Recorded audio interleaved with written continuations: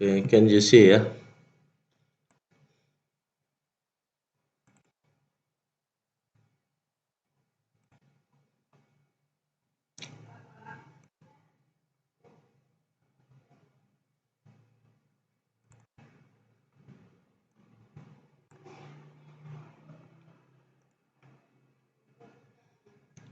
With my internet still low.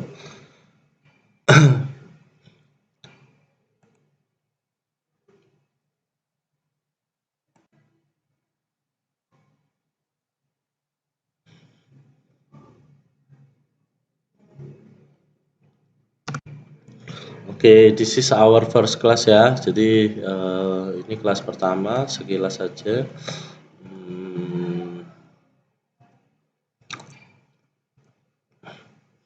Ya, jadi e-sports itu adalah electronic from e-sports ya.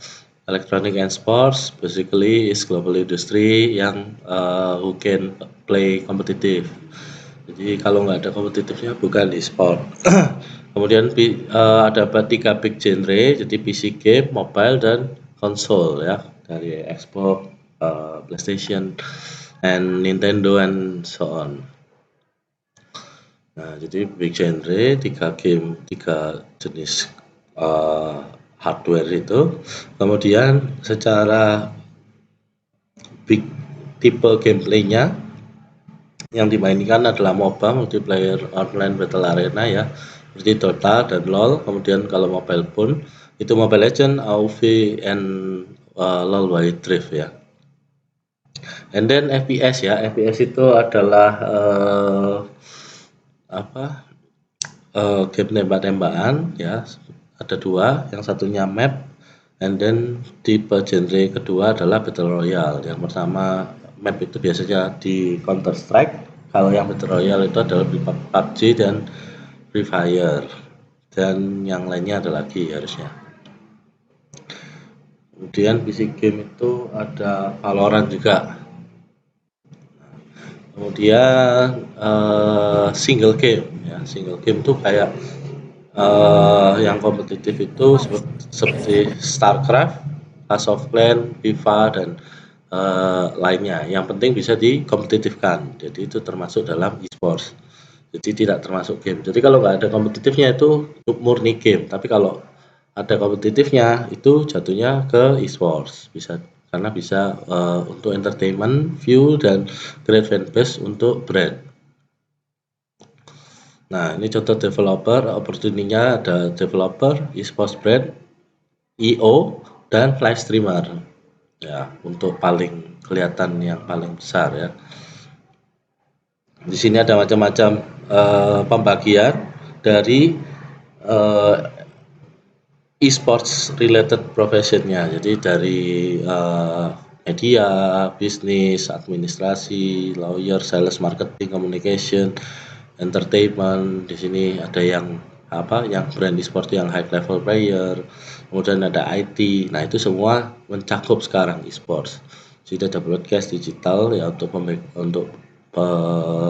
pembagiannya lagi, untuk ada human resource, commercial, financial, legal, dan skalanya. Dan di sini banyak banget nih. Di sini peluangnya banyak banget, tinggal kita milih mau terjun di mana. Itu untuk e-sports yang zaman sekarang. Kalau zaman dulu kan benar-benar cuman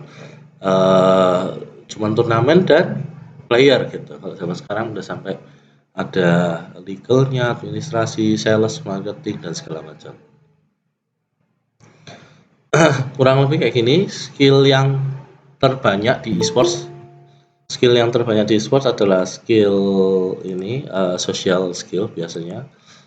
Jadi kalau social skill lebih banyak dipakai di e-sports. Karena spesialis skill biasanya adalah, kalau di ranahku ya, itu kebanyakan adalah social skill ya. Jadi problem solving, communication, strategic thinking, teamwork, dan segala macam itu dibutuhkan untuk karena kerjanya teamwork rata-rata kalau di e-sports gitu. Dan atmosfer lingkungannya itu beda sama bisnis biasa, lebih ini ya, lebih enjoy gitu. Jadi rata-rata aku lihat kantor-kantornya kayak aku pernah lihat di Garena, hierarki, kemudian di EVOS, kemudian di Aura mereka lebih free ya, lebih nggak terlalu strict gitu istilahnya. Walaupun misalnya IT kerjanya sama ataupun desain grafis dan segala macam dibanding dengan yang di perusahaan lain yang konvensional. Nah, sini banyak banget, tinggal kita yang mau ke mana. Nah, kemudian ini adalah 5 semboyan dari e-sports yang aku pegang dulu. Jadi e-sports itu adalah impianmu. Jadi passion itu adalah permulaannya ataupun jalannya. Jadi dari mimpi kita dapat menempuh passion gitu. Kemudian yang kedua adalah kompetitif. E-sport itu kompetitif, jadi being different itu bagus malah di e-sports gitu. Semakin different dan itu berkarakter itu akan menjadi nilai jual. Di bidang apapun, even di IT, di desain, dan di segala macam. Kalau di e-sports karena termasuk entertaining. Kemudian e-sports itu global, jadi good attitude dan profesional itu harus. Contohnya adalah bahkan desainernya misalnya atau adminnya, sosial media spesialisnya dari suatu brand, kalau udah jelek namanya udah tahu, kita tahu. Padahal itu bukan ranahku gitu, tapi aku tahu gitu misalnya, udah sampai bisa semulut ke mulut itu gitu. Jadi global banget untuk e-sports ini. Jadi harus punya akuntabilitas dan profesional. Kemudian e-sports itu sosial, jadi ya humble dan good personality itu udah jadi keharusan juga. Nah, kalau ini dalam bekerja, ini dalam berkarakter ya di sosial. Kemudian sebuah e-sport is a language. Jadi being positive and not toxic is your personal brand. Jadi kamu ingin terlihat sebagai apa sehingga kenapa aku bisa sampai di sini ya dibawain jadi pembicara seminar di Malaysia bahkan aku dulu awalnya nggak pernah tahu loh, nggak kenal juga sama yang ngajak aku itu. Jadi pribadi yang ngajak gitu. Nah, itu karena mungkin aku nggak pernah toksik dan positif dan selalu inilah apa jaga nama baik lah. Even prestasiku mungkin nggak terlalu yang wah daripada yang lain, tapi at least aku menjaga positif dan seharusnya. Nah, kemudian adalah championship, jadi champion mentality is your asset. Di mental juara. Jadi kalau aku menerapkan di player ya itu sih untuk menjadi juara ya kalian harus bermental juara gitu. Bagaimana membentuk mental juara ya kalian harus melakukan apa yang dilakukan oleh seorang juara gitu. Jadi kalau kalah ya evaluasi, berbenah, nah segala macam, nggak blaming orang lain dan segala macam.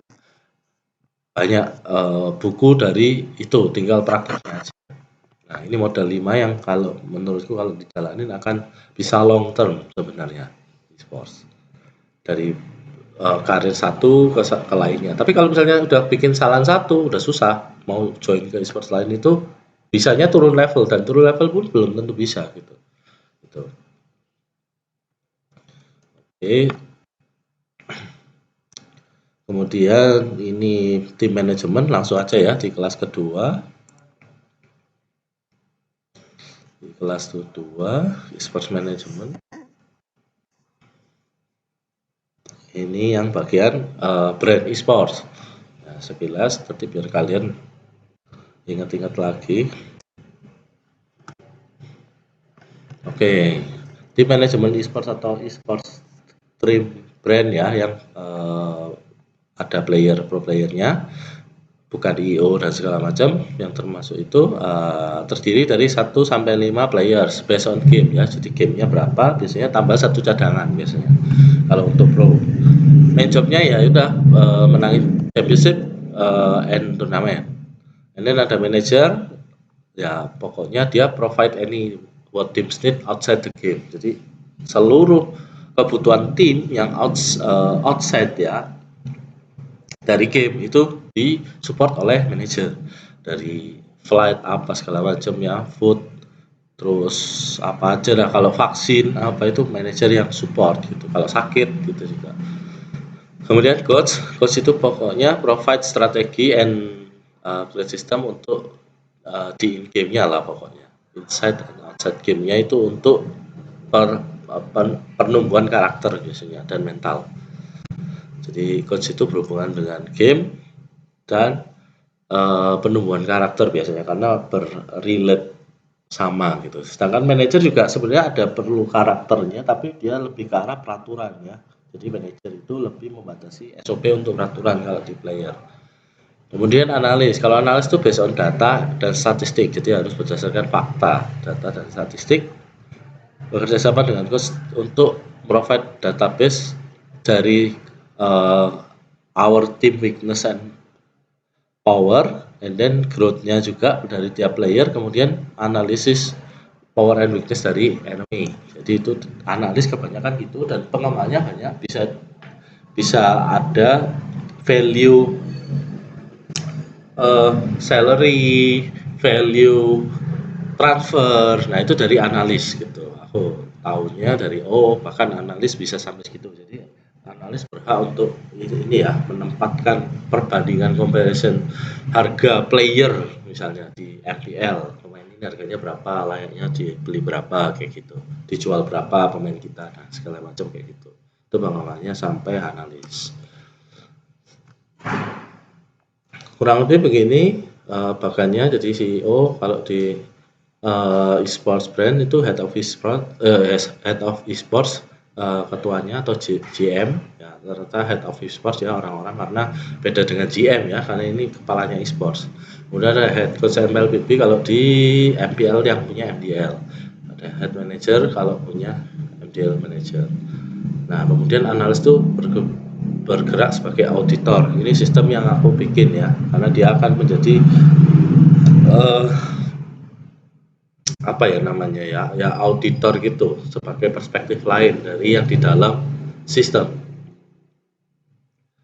Nah, ini jalur-jalurnya kurang lebih.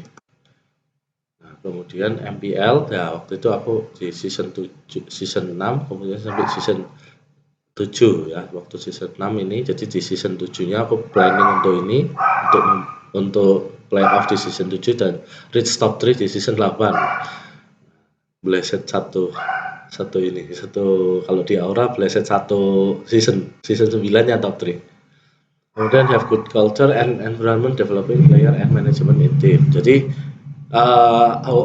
dulu itu Aura nggak punya good culture yang environmentnya mendukung untuk positif gitu. Karena aku dari awal datang gitu, pemainnya itu ketika latihan pun mencar-mencar gitu. Ketika main bareng ranked itu ada di 3 lantai yang berbeda gitu, ada yang di kamar, ada yang di mana-mana gitu. Jadi kurang solid. Nah, itu pinginnya aku merubah itu untuk lebih kompak lah, lebih solid di season depan. Jadi kulturnya itu bisa ditularkan. Kalau MPL-nya kompak, MDL-nya juga pasti kompak gitu, karena lihat seniornya. Nah, kemudian ada akurat sistem untuk evaluasi performance dari MPL playernya, perkembangannya. Jadi dapat diukur gitu. Kemudian best solution untuk tiap problem di MPL environment. Nah, kemudian MDL adalah kebalikannya, dari awal udah di brainwash untuk support MPL team untuk best quality player. Jadi MDL emang bukan targetnya untuk juara, tapi untuk support MPL teamnya. Kemudian developing evaluated untuk mengembangkan player dan potensialnya juga sama. Kulturnya juga dibentuk sama untuk lebih positif dan segala macam. Selain itu untuk pemain muda dan pemain yang stuck yang dari MPL gitu. Andai kata masih ada kontrak. Dan itu semuanya, karena kadang ada krisis kepercayaan diri dan segala macam. Nah, itu ada chance di situ. Jadi MDL-nya harus positif untuk bisa mengobati gitu. Kemudian finding evaluated performance potential player from public player. Jadi menjaring pemain potensi dari publik. Kemudian analis tugasnya sama kayak tadi, intinya itu yang kayak tadi, audit sistemnya juga. Nah, tapi ditambah audit sistemnya, jadi ada yang salah nggak dari sistem yang berjalan selama, nanti ada sistemnya selama berjalan selama season. Kemudian membantu problem solving dan segala macam.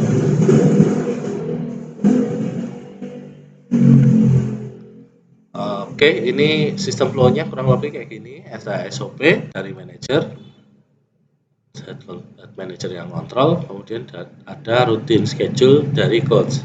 Nah, di sini semuanya ada planning dan report tergantung dari schedule yang di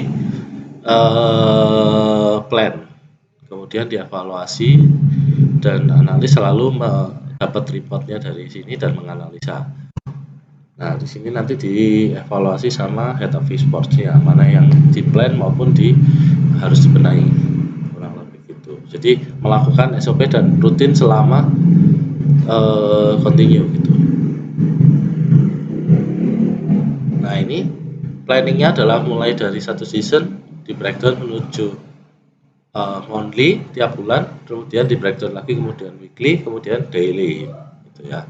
Jadi planning satu season, oh kita mau achieve playoff, apa yang harus dilakukan? Oh, monthly belajar gameplay 1, weekly belajar tentang landing phase, misalnya daily belajar one by one, misalnya kayak gitu. Itu di breakdown. Kalau secara coach, secara manajer pun gitu. Bikin pemainnya lebih disiplin, misalnya diubah, makan harus jam 7 pas, nggak boleh molor gitu misalnya, biar selesainya sama-sama, contohnya gitu, harus bareng-bareng misalnya, makan malam harus bareng-bareng, harus sama-sama. Dulu soalnya nggak bareng-bareng, setelah itu sama-sama pas itu zamanku, dan yang impact itu hanya karena makan bareng aja. Nah, rutin dan SOP, kemudian report, itu nanti dievaluasi gitu terus, putar terus sehingga menciptakan sistem yang lebih bagus. Nah, ini kurang lebih adalah ya report ya, GM ke CEO, CEO ke GM, report dan plan sama. Kemudian head coach ke GM juga sama, plan dan report kurang lebih. Nah, di sini nanti ada daily, ini daily, nanti aku lihat sedikit. Sama analis, ini job desk, MDL ya tetap. Terus ini adalah gambaran kesehariannya ya, weekly rutinnya adalah ketika Monday adalah rapat besar internal meeting, kemudian daily meetingnya cuma 15 menit aja. Yang penting kita tahu apa yang kita lakukan hari ini. Kemudian di sini evaluasi. Ini ketika off season ya. Ketika on season ini geser satu, daily meetingnya tambah satu lagi di sini. Kurang lebih gitu. Nah, ini kurang lebih. Kalau manajer cuma kontrol ini aja, kemudian report behavior dan plan untuk di depannya. Misalnya playernya lebih kurang disiplin, ya dibuat lebih disiplin dengan cara bikin satu ini ya, satu peraturan gitu misalnya yang berlaku untuk semua. Nanti kalau bisa naati, ya misalnya dapat reward apa gitu.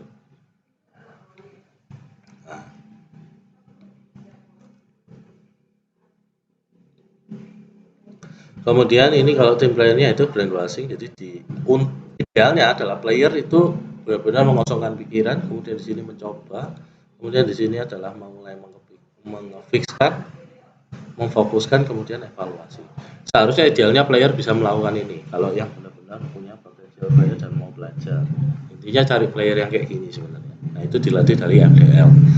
Makanya aku punya pengalaman ketika ngelatih tim MPL MDL jauh lebih mudah daripada untuk ngatur anaknya, jauh lebih mudah daripada ngelatih tim tier 3. Tim tier 3 semuanya bandel sampai sekarang. Aku udah ngelatih lagi ada beberapa job yang dari tier 3 sama aja, mereka bandel karena mereka tidak terbiasa untuk ini. Jadi tier 3 itu benar-benar mereka merasanya udah star syndrome gitu, padahal mereka bukan siapa-siapa masih. Nah, kalau MPL MDL enak, lebih bisa open mind. Oke, itu yang untuk tim manajemen e-sports. Oh ya, tadi belum dijelaskan. Nah, di sini kurang lebih adalah ya, biar ingat kalian ada schedule dan daily rutinnya dari tiap player.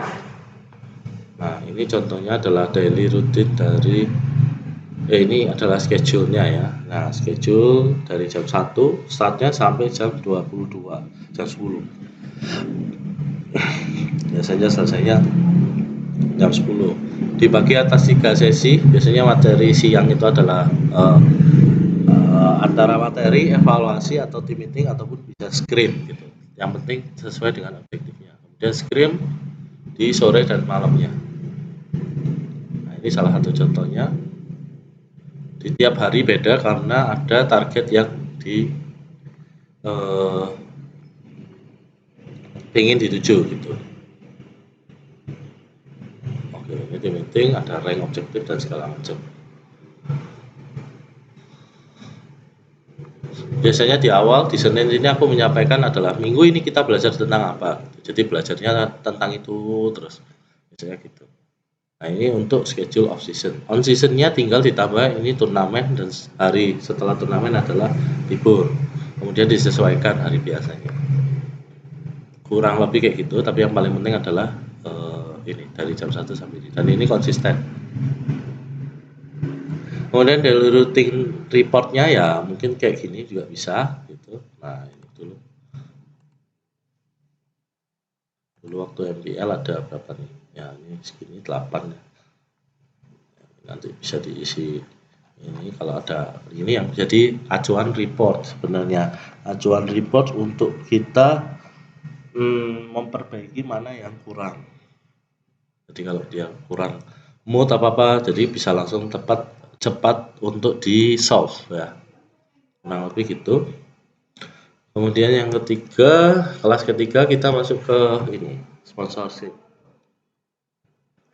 Nah, ini materinya Riko. Nah, ini sponsorship adalah dari tim kemudian membentuk fans. Ya, dari ada turnamen dan berjalannya kemudian ditampilkan di platform membentuk fanbase sebenarnya. Nah, fanbase ini yang bisa dimonetize. Yang monetize biasanya adalah game developer dan brand maupun investor. Ini bentuk uang yang masuk dari sponsor. Nah, di sini adalah sponsor experience-nya dari bisa bentuknya wujud gambar, grafik produk, video produk, streaming, influencer video ya, beda sewa influencer ini, kemudian jersey, influencer marketing campaign ini kayak apa ya, beberapa campaign gitu setiap minggu misalnya selama 1 bulan atau 2 bulan gitu. Kemudian ada offline event. Untuk sponsor macam-macam, ada 7 itu tadi. Yang pertama ini dijelaskan satu-satu, grafik produk ya, terus direct sponsor dan segala macam. Pokoknya yang tentang gambar dan ini macam-macam beda-beda bentuknya dan nilainya pun beda-beda. Semakin berhubungan dengan e-sportsnya semakin murah nilainya, tapi semakin hard selling semakin mahal nilainya. Contohnya jadi ini semakin hard selling, ini semakin mahal. Ini semakin e-sport semakin murah. Gampangnya gitu untuk sponsor. Grafik sama dengan video ya, semakin berhubungan dengan e-sportsnya semakin kecil nilai uangnya yang masuk, tapi semakin berhubungan dengan misalnya bikin challenge cuman makan tortilla ini ya, videonya cuman tentang makan tortilla ini misalnya terus-terusan dibahas itu ya berarti lebih banyak nilai uangnya karena viewer biasanya malas kalau lihat sponsor. Kemudian streaming experience di sini macam-macam, ada bentuknya, ada ya ini contohnya ada sponsor-sponsor yang menempel di layoutnya streamer. Nah, ini bisa dilihat dan lumayan lama ya karena bisa dihitung juga streaming ini. Makanya rata-rata lebih efektif streaming dibanding yang lainnya, cuma lebih susah. Nilainya juga lebih besar kalau streamer karena lama durasi nontonnya. Kemudian ada influencer video. Nah, ini kayak video yang disponsori oleh Arsis ya tentang perjalanan karir dari Rexy ini, pemain EVOS. Jadi di sini ada ini ya collab-nya lah istilahnya. Jadi videonya tidak jauh melenceng dari e-sports dan playernya, tapi juga nanti ada serempetan dari Arsis gitu, untuk sebagai sponsor. Kemudian terakhir jersey, yaitu depan atau belakang itu nilainya beda. Ya seperti biasa jersey adalah aset yang tahan lama juga. Jadi kalau misalnya dibeli satu orang, dia bisa dilihat banyak orang gitu. Itu kelebihannya dari jersey dan lama waktunya. Jadi brandnya semakin strong. Itu kenapa jersey tetap menjadi favorit untuk sponsor. Kemudian Influencer marketing campaign ya, repeat sponsor. Nah, ini 5 kali weekly. Nah, kemudian eh menginfluence campaign ya. Nanti nanti untuk apa namanya, untuk event yang lebih yang offline puncaknya biasanya kayak gitu. Nanti kalau udah ada itu ujungnya ke offline event ini. Nah, kalau offline event ya udah kayak gini seperti biasa.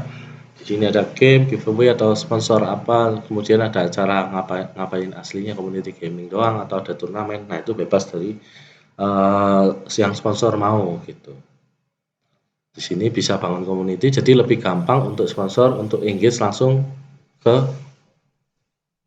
eh, ini penggemar e-sportsnya. Jadi benar-benar bisa andai kata iklannya snack gitu, bisa langsung dicobain gitu, langsung jadi hard selling gitu. Ibaratnya gitu. Nah, ini contohnya adalah case study-nya adalah Aura X Kacang Garuda, strategi, inspirasi, dan histori ya. Jadi pinginnya Gen Z ini, generasi milenial dan Gen Z itu mulai mengimagekan Kacang Garuda adalah game snack untuk milenial gitu. Nah, ini nanti pelan-pelan pemain Aura akan eh, dimulai dari cuman logo, kemudian lama-lama video, nah lama-lama sampai offline. Nah, itu selama 1 tahun. Jadi ketika 1 tahun kayak orang udah terbiasa sama Garuda ini sebagai snacknya. Kayak anak muda itu kesannya adalah makan snack ini gitu. Itu yang dibangun, brand yang dibangun. Nah, ini adalah persen the real engagement start there. Jadi benar-benar kalau bisa langsung ke tangan pertama ya kayak gini ya, langsung bisa dibeli produknya. Nah, di sini kalau udah gini kan berarti benar-benar produknya itu sampai ke fanbase-nya langsung. Nah, itu yang sponsor mau. Jadi berikutnya dia akan misalnya ke toko, ke store gitu, dia bisa aja beli sendiri nanti gitu. Karena udah mengenal rasanya, udah cobain gitu. Nah, itu yang diharapkan dari sponsor. Oke, ini adalah 4 jenis yang di tahapan dari brand. Yang pertama adalah ICU, ya ini ya. Increase brand recall, ya intinya ICU. Aku udah pernah melihat kamu. Kemudian I know you, karena udah sering lihat. Jadi I know you, aku tahu kamu. Oh, yang di Aura itu ya. Nah, contohnya gitu. Kemudian adalah I want to try you. Kok kayaknya enak, coba deh beli. Nah, akhirnya beli. Kemudian brand loyalty, ya udah beli terus gitu. Udah jadi loyal. Jadi ini tahapan untuk branding sponsor. Kompleks dan ini tapi nilainya besar. Kalau di tim besar ya, kalau tim kecil ya mungkin kalau sponsor kecil ya mungkin ya udah langsung hard selling aja biasanya rokok atau apa segala macam. Nah, ini contohnya adalah rumusnya sponsorship budget view misalnya dari YouTube ya 10.000 untuk voucher dapat hadiah.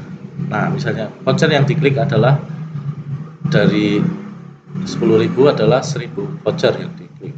Nah, kemudian yang jadi sales adalah 50 produk. Jadi production cost untuk satu barang ya, ongkos produksi, ongkos sponsorshipnya adalah 200.000 per barang. Nah, misalnya kayak gitu rate-nya, misalnya ini untuk jualan sepeda motor misalnya. Karena 5%. Nanti kalau ini HP mungkin ya bisa jadi 20% gitu. Kalau ininya apa namanya vouchernya untuk HP ya orang-orang lebih ngambil gitu. Jadi 20.000 di sini jadi misalnya 2.000 gitu. Nah, naik. Jadi bonusnya 100.000 kalau HP misalnya kayak gitu. Nah, ini adalah pilot project-nya 10% atau 1% skill project. Nah, dibikin dulu, dicoba skala kecil, kemudian baru skala utamanya ya. 1 miliar, kemudian view-nya 1 juta, list videonya segini, gini, dan ini satu motor. Intinya adalah sama kan 200.000 per motor atau per barang. Dengan budget yang awalnya 10 juta, kemudian jadi 1 miliar. Kalau misalnya biar akurat, dicoba untuk bikin yang skala 10% atau 1%-nya. Kurang lebih gitu untuk sponsorship converter. converter. Jadi biar sponsor paham ya apa yang didapat dari dia mensponsori event kita ataupun misalnya dari itu YouTube gitu. Kemudian sponsorship biasanya ada 3 package yaitu Gold, Silver, dan Bronze. Nah ini seperti biasa kita udah sering melihat di semua package ya, Gold, Silver, Bronze. Hampir sama semuanya, penempatannya ini lebih mahal, ini menengah, dan ini yang paling murah. Jadi kayak gitu. Ini adalah bisnis dan sponsorship. And then kita ke yang keempat.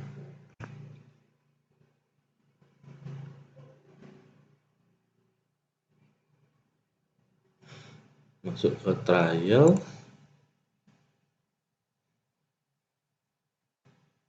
Terus 5-nya oh ini development sama mentality.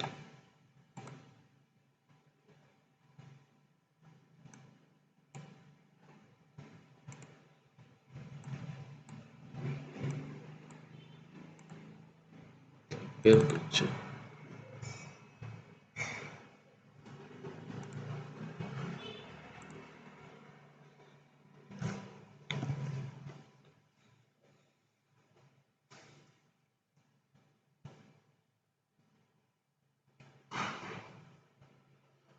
Oke, ini untuk sistem trial, player, dan tim.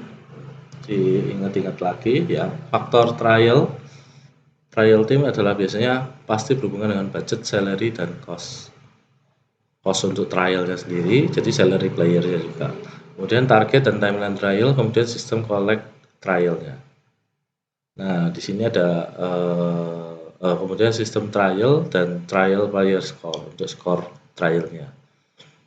Nah, pertama harus sama yang aku bilang, dibagi dulu level of teamnya, jadi gamer casual atau community, kemudian semi pro, ya bisa ada yang GH ataupun yang nggak GH tapi dengan allowance yang kecil. Kemudian yang paling tinggi adalah pro player, ini MDL atau MPL, kalau di Malaysia MPL, belum ada MDL-nya. Nah, ini biasanya adalah patokannya 0,1,1/8-nya minimum regional, jadi range-nya segitu dari 0 sampai 1/8, bisa setengah, bisa seperempat, bisa 1/5, nah bebas, minimum dari regional dari ininya untuk casual gamer, tapi biasanya banyaknya 0 sih ini untuk komunitas. Kemudian online dan offline turnamen akomodasi, biasanya fasilitasnya hanya ini nih, online offline turnamen akomodasi, dan manajernya adalah CEO-nya sendiri biasanya kalau community, ataupun kaptennya sendiri biasanya yang untuk jadi manajer untuk casual ataupun community.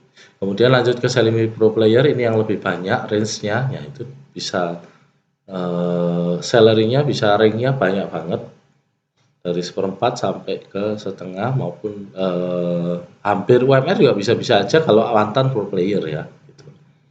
UMR nggak bisa.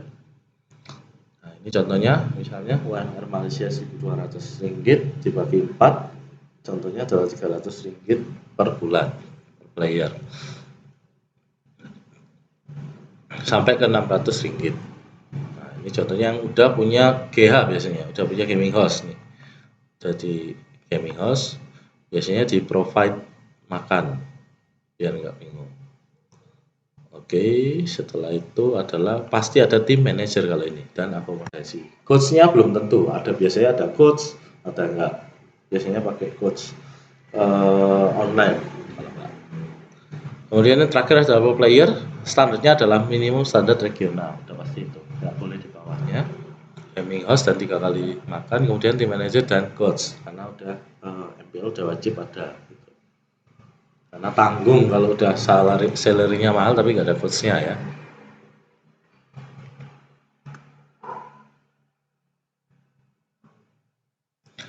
Oke, setelah tahu 3 level player itu, kemudian trial ya. Jadi komunitas, regional, semi pro itu nasional, pro player itu ini MPL atau MDL. Nah, yang pertama, fase pertama adalah fase sortir atau collect data. Jadi dari data 100, misalnya 150 atau 200 data yang masuk atau 100 data, nanti disortir yang memenuhi kriteria kayak MITIC 400 atau MITIC 500 atau MITIC 800 tergantung dari kriteria yang ditentukan. Fase pertama. Kemudian standar minimum qualify trial itu biasanya dimainkan semua kayak oh ini cari player yang benar-benar oh ini masuk kriteria gitu. Nah, biasanya cepat aja 2 harian. Ya, setelah itu baru ke fase ketiga yang lebih lama, biasanya 3 harian. Kemudian yang fase ketiga itu biasanya udah agak lama, udah saling mengenal satu sama lain. Yang terakhir adalah fix player, itu biasanya seminggu apa gimana ya, seminggu lah biasanya itu. Kalau misalnya cari satu tim berarti 7 player gitu misalnya, udah main itu terus melawan screen dan segala macam selama seminggu. Kalau nggak ada masalah biasanya baru mulai dikontrak. Untuk trial tahapannya ya, dari collect, kemudian disortir kasar, kemudian disortir lebih halus lagi, kemudian di testing istilahnya lebih lama. Kenapa waktunya harus lebih lama? Karena biar kita tahu player ini konsisten atau enggak, bikin masalah atau enggak, dia bagus atau enggak, itu bisa kelihatan di situ. Untuk trial, nah ini collect data ya seperti biasa marketing ya, mau apa aja, mau promosi di mana aja, collect filter data, kemudian database individual ini pakai Google Form. Sekarang udah banyak yang pakai Google Form semuanya, aku ngerasa. Nah, di sini yang 5 poin pentingnya adalah data personal, itu nama, email dan segala macam, nomor WA. Nah, kemudian akun MLBB berhubungan sama MLBB dan role, kemudian ranked ini history ranked dari season-seasonnya, season ini, season lalu, turn atau global apa dan segala macam. Nah, history in game ini adalah achievement in game, kemudian history out game adalah achievement out game ataupun pernah kerja atau enggak. Dari semua ini dapat data, kita bisa predict player mana yang good quality lah, kurang lebih kayak gitu.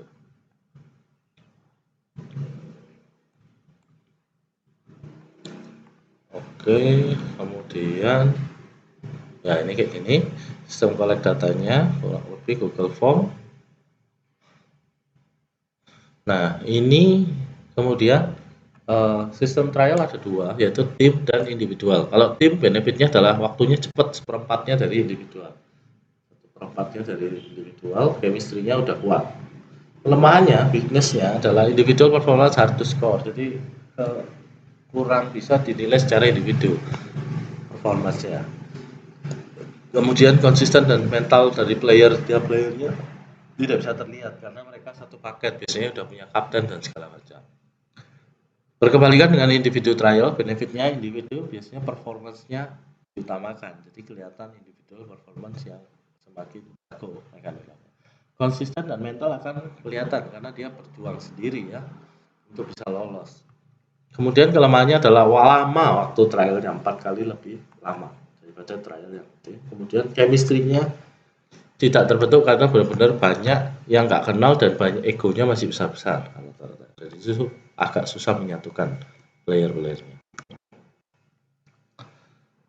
Nah ini contohnya yang kayak aku bilang tadi, final base dan kurang lebih 2 minggu sih rata-rata. B1 filter, kemudian dari 150 jadi 80, 2 game, kemudian disortir jadi 40 player. Nah ini 2 hari, udah agak tahu. Di sini udah agak lama, tahu semua playernya dan di sini udah fix.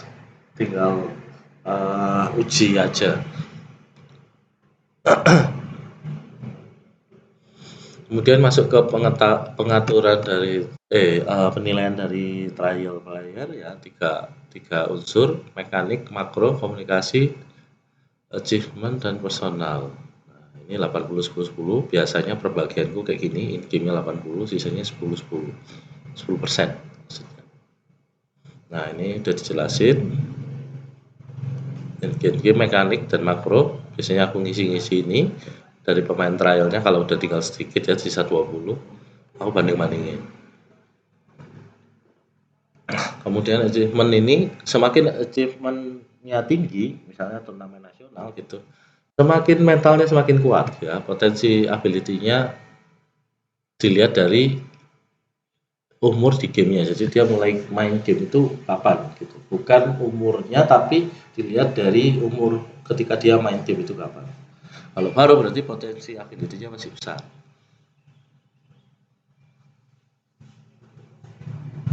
Kemudian personal background player, no he choose pro player as career. Nah ini benar-benar kalau dari out game-nya dia tahu nggak kenapa memilih pro player karirnya, kenapa gitu. Kemudian ada hard work dan reality based on his background. Nah itu kelihatan dari dia konsisten atau enggak, atau dia loyal atau enggak. Kemudian potential ability from his background. Jadi kalau misalnya biasanya ada yang dari keluarga yang susah, nah itu potensial ability-nya dia relatif bakalan pasti jadi daripada yang lebih berada, karena yang lebih berada itu biasanya nggak disupport sama orang tuanya. Gitu. Rata-rata kayak gitu. Ini faktor-faktor untuk trial ya. Jadi selain menilai in game, kita juga harus menilai kira-kira playernya itu berasal dari apa ya, lingkungan apa ataupun apa yang telah achievement apa yang dia dapatkan dan segala macam. Masuk ke pengembangan player development ya. Nah, sama ini udah dibagi 3, kita kalau udah tahu sama.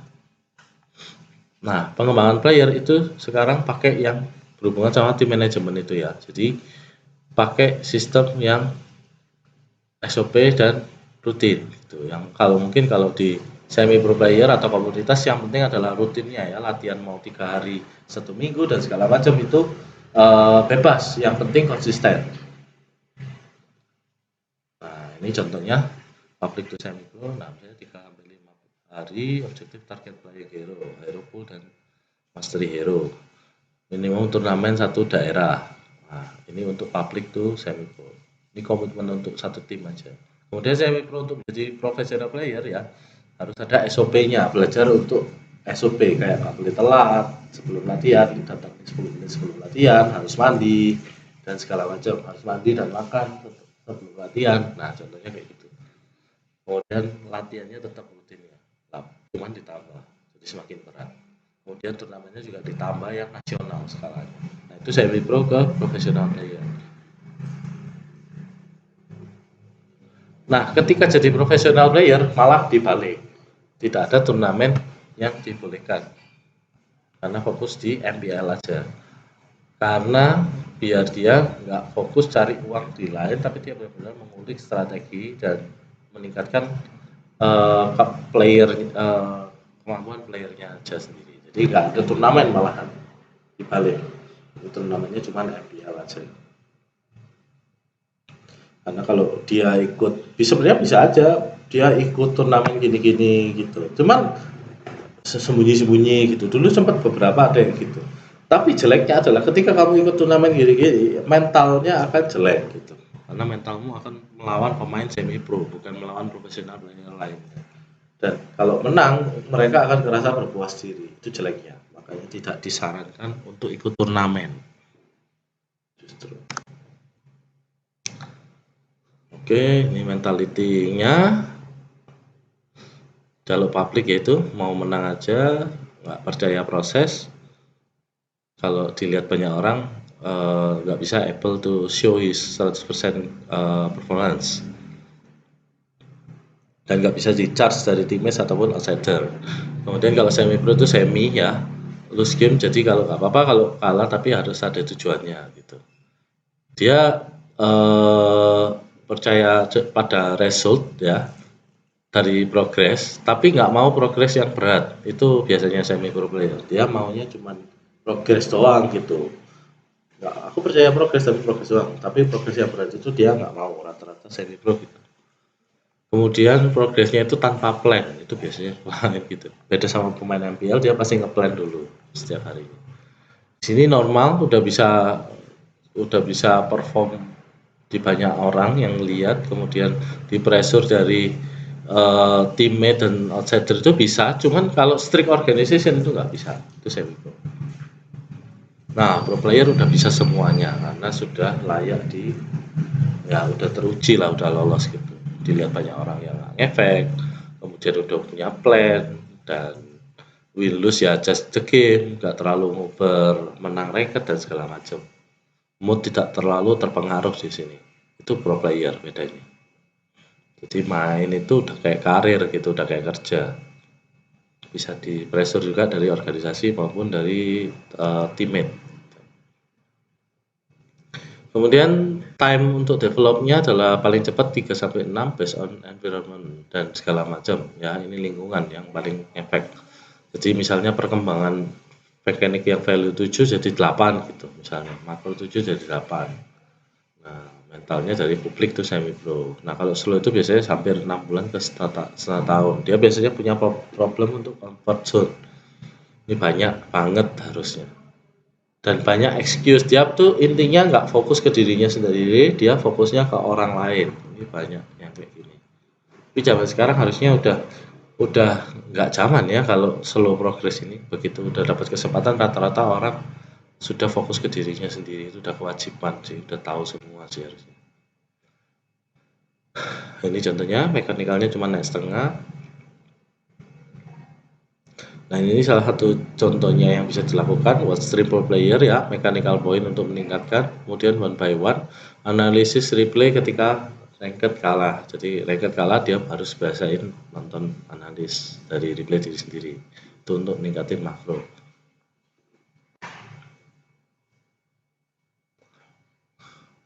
Kemudian consult sebut makro. Oke, mentality mindset public to semi pro, stuck 1 tahun. Nah, ini benar-benar biasanya karena kalau stuck banget nih, biasanya karena umur ataupun goal atau fokusnya yang nggak ada, motivasinya nggak ada, atau star syndrome, atau udah nggak punya talent atau potensial. Jadi kalau udah 1 tahun itu udah rawan untuk bisa maju lagi. Nah, ini salah satu target daily yang bisa dicapai untuk tiap player ya. Jadi nilainya kalau bisa 9 semua, kalau ada yang berkurang akan dimainkan lagi supaya bisa naik. Ini bebas diisi sendiri, tidak harus orang lain, karena yang ingin maju adalah dirinya sendiri. Kemudian ini sama juga in game factor, dia bisa ini mungkin bisa dari coach maupun dari kalau mau dia diisi sendirinya sendiri, dibuat yang simple-simple tentang pengetahuan item, landing dan segala macam, itu dia buat sendiri. Landingku sekarang jelek atau bagus, nah itu dia bikin sendiri juga oke gitu.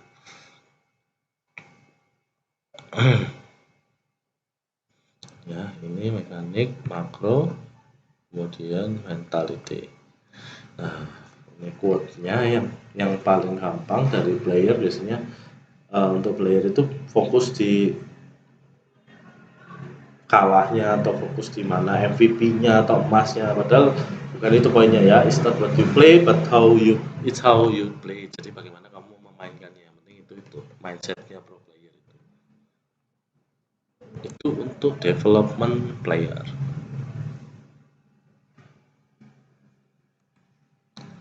Kemudian kita masuk yang keenam.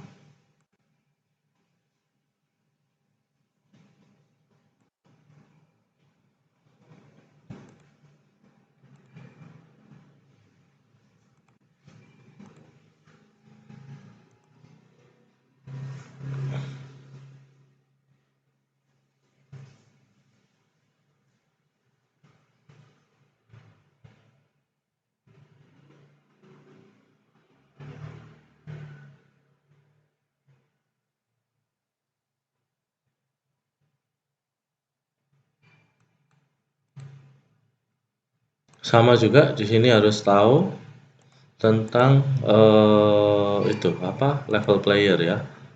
Level player, public, kemudian diingatkan lagi ya untuk mentalnya dan segala macam, moody dan segala macam. Nah, transisinya adalah untuk perubahan treatmentnya untuk mentalnya itu harus di breakdown dulu, di break ke muscle-nya. Jadi muscle yang manja dan segala macam di break di target pertama, yang di bulan pertama. Bulan pertama itu adalah yang penting smooth. Intinya mau melakukan rutinitas yang baru gitu.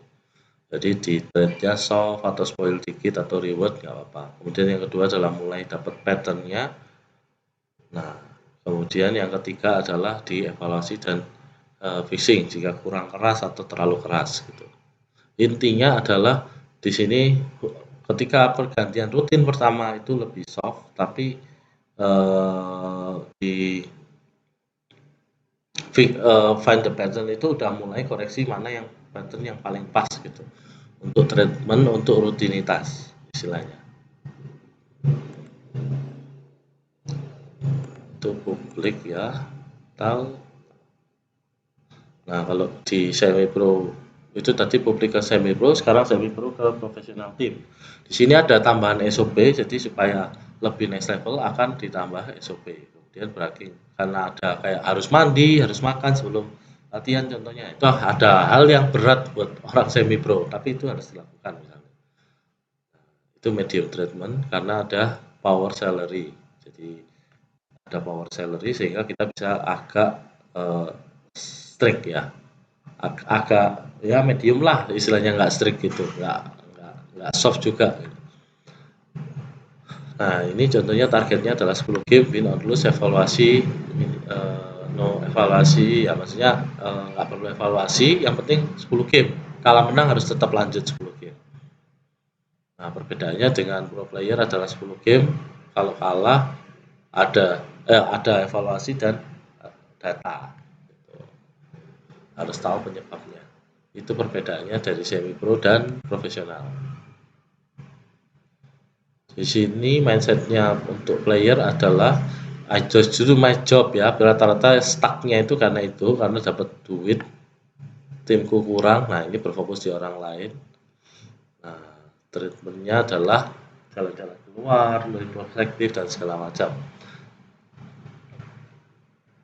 Bulan keduanya ini biasanya bulan ketiga itu mulai kelihatan lah ya, yang stuck mana yang enggak mana, karena yang bulan kedua ini rata-rata udah nemu pattern, kemudian beberapa pemain akan lebih cepat majunya gitu, kelihatan banget. Nah kalau yang stuck ini biasanya karena ini nih ya, mindsetnya adalah kalau nggak dia cuman nggak mau salah, nggak, karena sudah melakukan tugas dan dia nggak cuma cukup segitu aja, kemudian nyalain blaming ke tim lain, ke player lain. Nah kemudian harus diingatkan dia tentang dreams-nya dia dan apa yang kalau udah tercapai, apa yang harus diperbarui dari dreams-nya dia, targetnya. Itu harus tahu, tiap player harus tahu kita untuk tujuan dari mereka bermain di berkarir di e-sports gitu. Kemudian family support-nya minta restu orang tua, pekerjaan didukung. Nah ini kalau misalnya family support orang tuanya lebih mendukung, itu jauh lebih besar chance-nya. Dan permasalahan yang ketiga adalah permasalahan girlfriend ya, meta bae ya, meta bucin, karena kalau kamu noob cewek bakalan ninggalin kamu, jadi nggak boleh noob. Nah ini menjadi salah satu motivasi untuk mengingatkan targetnya dia itu di semi pro. Nah kemudian profesional ini udah beda lagi, udah kontrak dan udah punya mindset untuk jadi juara sendiri gitu, tanpa harus di pressure oleh orang lain, dia akan nge-pressure timnya, dirinya sendiri. Rata-rata kayak gitu pemain MPL ya. Jadi yang paling susah adalah menyatukan mindsetnya untuk kelima pemainnya. Itu bermain profesional.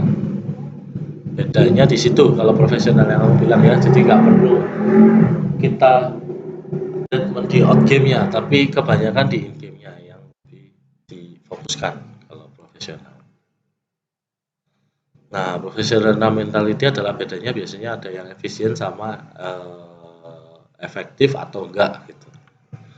Nah, kemudian udah tahu ya ini tanggung jawab dan job desk-nya dia. Kemudian udah punya strong mentality, itu enak ya, sama pemain profesional, nggak terlalu banyak dramanya.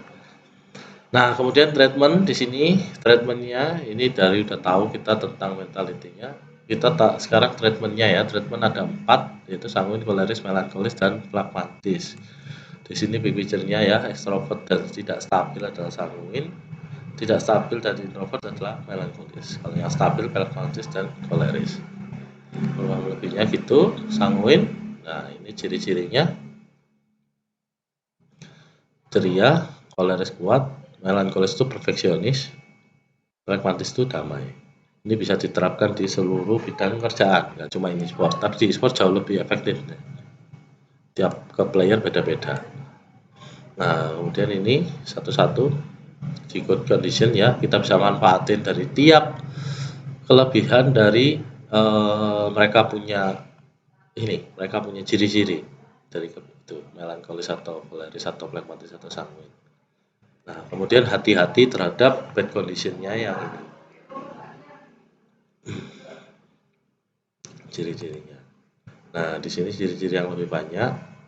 Intinya adalah yang cheerful biasanya sanguin, banyak ngomong dan segala macam, itu sanguin sih biasanya, extrovert banget.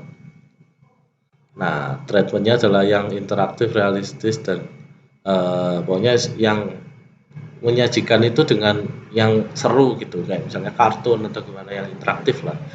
Kalau yang informasi detail, yang berdasarkan data dan segala macam, penugasan yang rutin dia nggak suka, itu orang sanguin. Itu jangan disuruh yang sesuatu yang membosankan. Kemudian orang koleris ya, ini biasanya leader, koleris, cerdas, analitis, logis, konsisten, tujuan, percaya diri, mandiri, dan kreatif. Wah, ini tidak mudah harus, intinya yang teguh ya, koleris itu leader biasanya.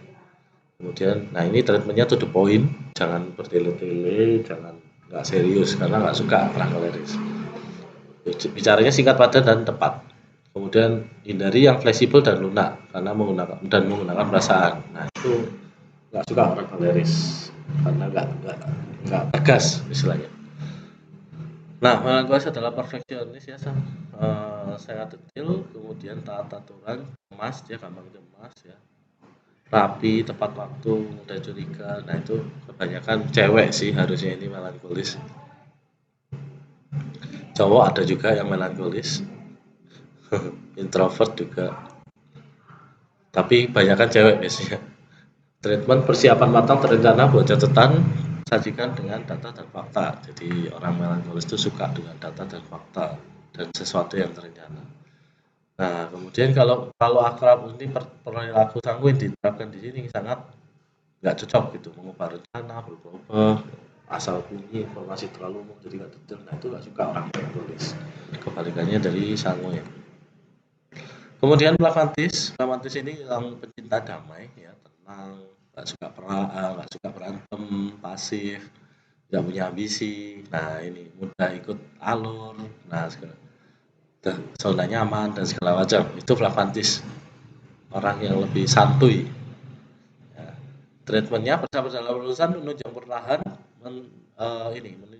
menyesuaikan dengan ritme, tanyakan kesukaan. Nah ini intinya adalah kita harus bersabar untuk nge-treat ke pragmatis, dia nggak bisa diburu-buruin.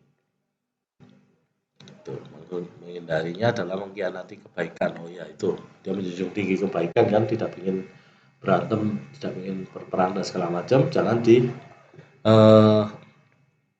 salah gunakan istilahnya. Itu pragmatis gak suka. Oke, ini untuk mentality dan treatment. Kita menuju yang terakhir, yang minggu lalu. Nah, turnamen dan league management ya. Di sini yang MPL, di sini ada konsep segala macam. Yang kemarin, nah ini tentang Mineski globalnya, tentang achievementnya dia. Kemudian di sini intinya adalah memperbesar komunitas dari turnamennya, pinginnya gitu. Nah, apa yang harus disiapkan? Nah, ini konsep, broadcasting, player talent, head protocol, dan proposal summary timeline. Jadi targetnya dia adalah offline turnamen dan memperbesar skop dari industri e-sportsnya melalui turnamen MPL gitu. Nah, di sini adalah cultivate, adalah menumbuhkan, kemudian kompetensi ya, kesinambungan dan kompres ya, meningkatkan kualitas istilahnya. Jadi fokusnya adalah menumbuhkan sesuatu yang baru, terus konsisten pada sesuatu yang sudah bagus, kemudian mengembangkan di lain akan lebih bagus lagi gitu. Visinya adalah offline, kemudian ini meningkatkan kualitas broadcasting dan ada storytellingnya dari konsepnya dari satu season. Itu kenapa ada setiap musim kalau bisa ada people champion atau segala macam gitu, comeback yang gimana, atau ya pokoknya jalan cerita yang heroik gitu misalnya dari satu season itu, karena itu yang bikin seru. jalan cerita gitu.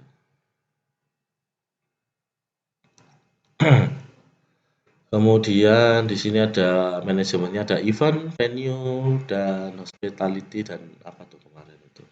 Oh, talent kalau nggak salah. Nah, di sini ada event, dilakukan kreatif divisi, broadcasting, dan league ops, kemudian talent hospitality. Nah, itu. Nah, streaming asetnya itu diperbanyak dan diperbagus ya. Ini kayak pakai Adobe After Effects dan segala macam lebih bagus sekarang daripada season-season lalu.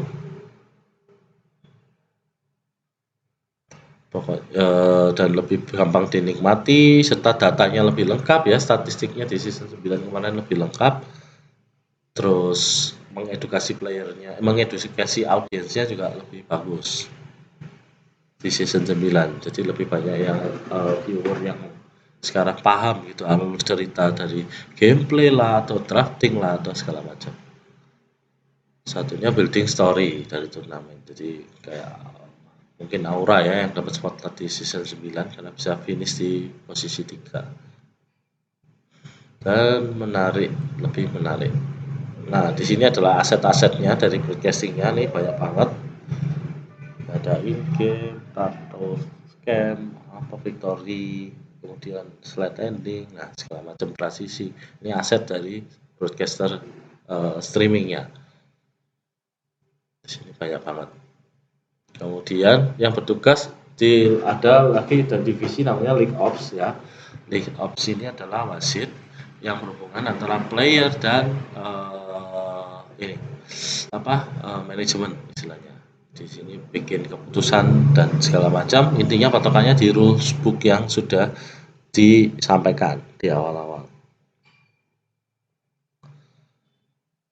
Di sini kemudian talent, ya talent itu untuk caster dan segala macam analis. Nah, itu untuk memberi edukasi agar lebih bagus ya.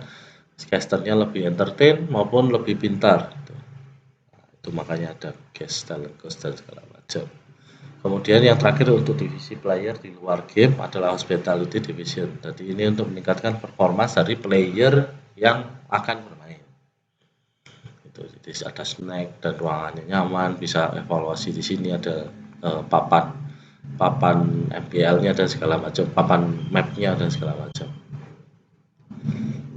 Kemudian ini setelah melakukan ini yang didapat ya, pokoknya melakukan yang terbaik, kita improve dari kejadian di situ. Kemudian yang diharapkan adalah continuity. Jadi MPL ini akan terus ditunggu dan akan berlanjut terus-menerus. Itu yang menjadi target dari MPL. Post league dari ini ya intinya adalah continuity. Jadi contribute to make esports skin better than better, bigger and better. Jadi inginnya MPL adalah viewernya semakin, achievementnya semakin, milestone-nya semakin nambah. Terus scope orang yang awalnya nggak nonton esports jadi pengen nonton esports juga gitu. Itu harapannya MPL di sini. Nah, ini bikin event kita sendiri. Nah, ini untuk yang MPL.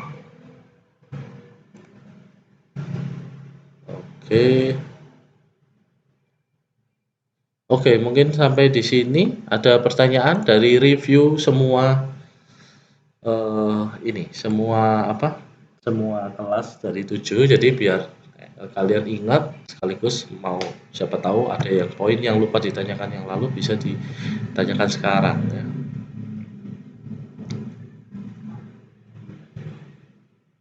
Ada yang mau nanya?